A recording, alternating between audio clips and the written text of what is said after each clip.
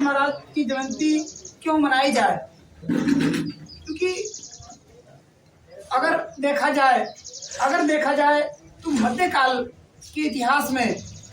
इस बहुजन समाज की दुर्दशा को आगे लाने का अगर किसी को श्रेय है तो पिछड़े समाज के काफी क्रांतिकारी हमारे योद्धा, हमारे तमाम महापुरुष हैं, जिनमें सबसे पहला अगर नाम आता है तो छत्रपति साहू जी महाराज का आता है, जो कोल्हापुर के सम्राट के रूप में जो है वो 1874 में आपका जन्म होता है। उनका जीवन बड़ा संघर्ष भरा होता है। उनको जो है 10 साल बाद उनको गोद के रूप में जो है वहाँ के राजा जो है लेकर के और सत्ता प्राप्त मिलती है। उन्होंने जो है क्योंकि उन्होंने इस समाज की दुर्दशा को देखा, क्योंकि वो पिछड़े समाज थे और ब्राह्मणवाद या मनुवाद जो है अगर देखा जाए तो वो मतलब सभी दलित और पिछड़ों पर सेम वैसे ही मानसिकता रखता था जो है, जैसे एक दलित पर वैसे ही पिछड़ों पर ही मानसिकता रखता था। लेकिन जो है कुछ हमारे समाज के आगे पिछड़े समाज के लोगों को शायद नहीं जानकारी है कि वो अपने आप को शूद्र मानने को तैयार नहीं है। तो अपने उस कार्यकाल में जो है जब उनको सत्ता प्राप्त होती है वहाँ की, जब वो राजा होते हैं तो वो जब वो राज गद्दी पर बैठते हैं तो देखते हैं कि समाज काफ़ी बहुजन समाज में काफ़ी भ्रांतियाँ हैं, काफ़ी जो है जातीय संघर्ष हैं, काफ़ी जो है समस्याएं हैं, भेदभाव है, चरम पर है। क्योंकि उनके सत्ता में जो तमाम सैनिक थे, तमाम सेनापति थे या जो भी कर्मचारी थे वो बड़ी मात्रा में ब्राह्मण थे। ब्राह्मण की मानसिकता आप सब समझ सकते हैं कि ब्राह्मण की मानसिकता वो उसका जाति भेद जो है बनी रहती है, चाहे कितना भी उसे जो किया जाए, लेकिन उसके अंदर ये मानसिकता बनी रहती है। तो उस मानसिकता का शिकार छत्रपति साहू जी भी हुए। उनके साथ भी कई बार भेदभाव हुआ, उनको कई बार जो है अपमानजनक जिंदगी जो है उनके राजा होने के बाद भी झेलना पड़ा। तब उनको एहसास हुआ कि मैं एक राजा होकर के जब इतना समस्या है तो आम जनता के साथ किस तरह होता होगा, और इसलिए उन्होंने सबसे पहले विद्यालय खोलने का काम किया। उन्होंने दलित पिछड़ों के लिए सबसे पहले विद्यालय खोल करके जो है उनको शिक्षा की तरफ उन्मुख किया। उसके बाद उन्होंने जो है उन्होंने जब और देखा तो अभी मास्टर साहब ने बताया कि सबसे बड़ा जो छुआछूत की सबसे बड़ी समस्या वहाँ थी, उस समस्या को मिटाने के लिए जो है गंगाराम कांबले नामक एक हिंदी समाज के, दलित समाज के, अछूत समाज के व्यक्ति को उन्होंने होटल अपने ही कार्यालय पर खुलवा करके मतलब सभी को चाय पीने के लिए मजबूर किया। ये सबसे बड़ी आंदोलन का सबसे पहला शुरुआत अगर उन्होंने किया तो ये जो है ये बहुत बड़ी उपलब्धि थी उस समय, क्योंकि उन्होंने समझा कि अगर जो है अगर हम इस व्यवस्था को जब तक नहीं मिटा पाएंगे, जब तक जातीय संघर्ष को नहीं मिटा पाएंगे, जब तक जाति विभाजन को नहीं मिटा पाए, तब तक ये समाज जो है हम ये जो है हम एक नहीं कर पाएंगे, इनको अधिकार नहीं दे पाएंगे। उसके बाद आगे चल करके उन्होंने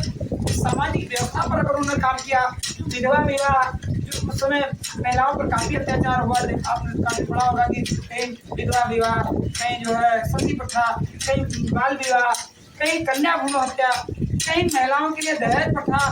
या सबसे बड़ी जो बाधा थी आप एक दूसरे जाति में विवाह ना होना अर्थात अंतर जाति विवाह का ना होना। तो इस पर उन्होंने बड़ा काम किया और उन्होंने कहा कि अगर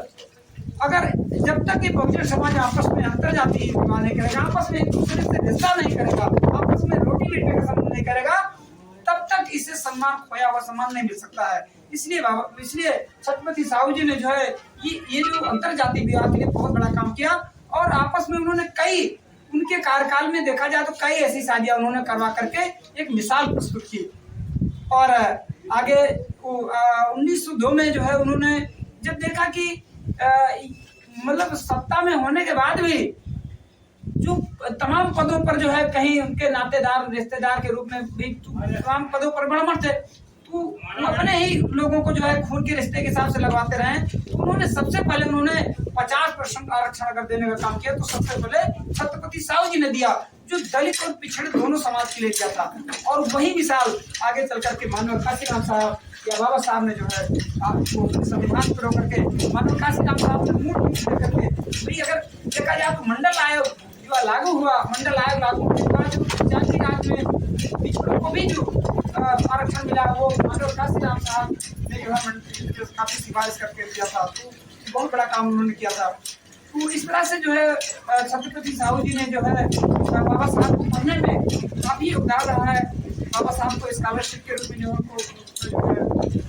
जो है सयाजी गायकवाड़ जो वही कोल्हापुर के ही निदेश थे, उन्होंने जो है बाबा साहब को विदेश भी पढ़ने के लिए भेजा, स्कॉलरशिप के रूप में काफी मदद करके जो है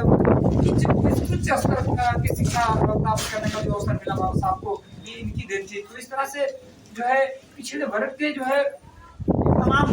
आंदोलनकारी में है। अगर देखा जाए तो जो है ज्योतिराव फुले जो है वो भी महाराष्ट्र की धरती पर पैदा हुए। उनकी पत्नी सावित्रीबाई फुले जिन्होंने जो है सबसे पहले महिलाओं के लिए विद्यालय खोला और सबसे पहले जो है उनको महिलाओं को शिक्षा के लिए खुद जाकर के खुद गांव बस्ती में जाकर के उन्होंने काम किया। यद्यपि बदले में अपने लोगों के द्वारा ही उनको अपमानित होना पड़ा। माता सावित्रीबाई फुले उनके द्वारा उनके समाज के ही लोगों ने जो उन पर कीचड़ और मिट्टी का अपमान किया, लेकिन तब भी उन्होंने अपना मिशन नहीं छोड़ा और विद्यालय के रूप में आज हम आप सबको जो उपलब्धि मिल रही है, जो आज समाज में बड़ी संख्या में महिलाएं हमारे समाज में बड़े बड़े पदों पर हैं, वो माता सावित्रीबाई फुले की देन है। तो इस तरह से पिछड़े वर्ग में नारायण गुरु जो है वो भी महाराष्ट्र की धरती से थे। तो महाराष्ट्र की धरती जो है ये क्रांतिकारियों की धरती रही है। अगर हम बात करें तो प्राचीन काल में अगर बुद्ध की बात करें तो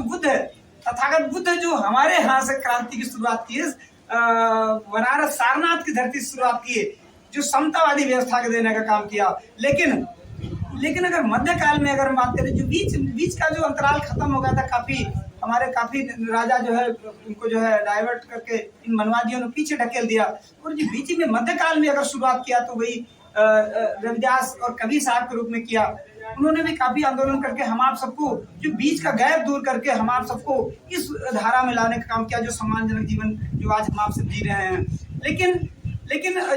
जब मध्यकाल की बात आती है तो वही आंदोलन जो बिल्कुल सुसुप्त हो गया था, जो शांत हो गया था, जो बिल्कुल मर गया था आंदोलन हमारा आपका, जो भगवान बुद्ध का जो आंदोलन चला था, वो जो जब एकदम भारत में जब सुसुप्त अवस्था में आ गया था, तो उस समय महाराष्ट्र के तमाम पिछड़े वर्ग के क्रांतिकारी अमर शहीदों ने, अमर सपूतों ने, हमारे तमाम महापुरुषों ने जो है इस आंदोलन को आगे बढ़ाया, और उसी आंदोलन को गति देने के लिए बाबा साहब पैदा हुए।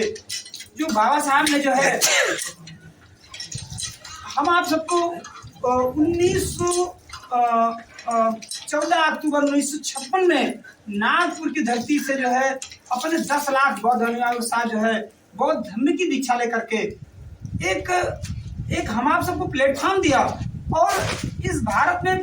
जो धम्म चक्र, जो भगवान बुद्ध का जो धम्म चक्र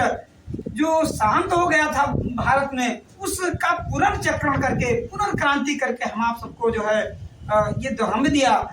और उस धर्म की बदौलत आज हमारे तमाम लोग डॉक्टर, मास्टर, इंजीनियर, जो भी लोग सम्मानजनक जीवन उस व्यवस्था से, उस दलदल से हट करके जी रहे हैं, वो बाबा साहब के उस धर्म क्रांति की देन है। नहीं तो आज बाबा साहब के उस धर्म क्रांति के उस चक्र में जो लग गए हैं, जो उस पहिए के साथ चल गए हैं,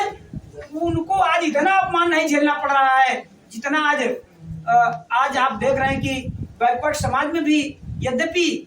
कहीं न कहीं एक चीज और हम कहेंगे कि जब किसी को ठोकर लगती है तभी उसको एहसास होता है। ऐसे आप कितना भी उसको समझाइए वो समझेगा नहीं। आपने देखा यामिनी साहू के रूप में, यामिनी साहू एक पिछड़े समाज की, तेली समाज की जो है कथावाचिका, वो हिंदू धर्म की कथावाचिका, वो जो है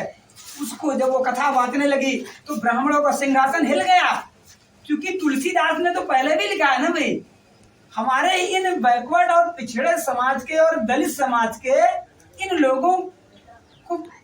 को चेतना ही नहीं है, इन लोगों को तर्क करना ही नहीं है कि तुलसीदास ने तो पहले ही आपको सचेत किया है कि पूजा ही विप्र सकल गुणहीना सूद न गुणगण ज्ञान प्रवीणा। तो पहले ही उन्होंने बता दिया कि कितना भी जो है शूद्र विद्वान हो जाए, कितना भी जो है वो विद्वान हो जाए, कितना भी डॉक्टर वो PhD कर ले, लेकिन वो विद्वान नहीं, उसकी पूजा नहीं हो सकती है, उसका सम्मान नहीं हो सकता है। और